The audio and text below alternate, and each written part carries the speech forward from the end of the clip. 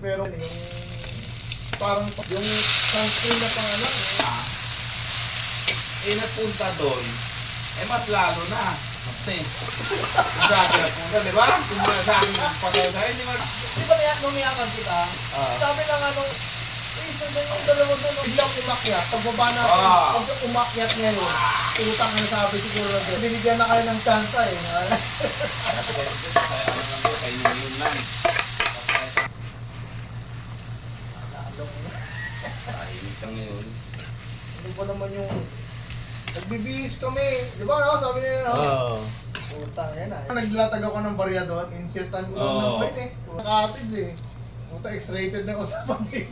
Ha? Kikita ka siguro doon. Hindi pa nakikita doon eh. Hindi, kikita ka siguro doon. Sa Vivo na yun. Yung trending ka siguro doon. Sige sila. Tutoy.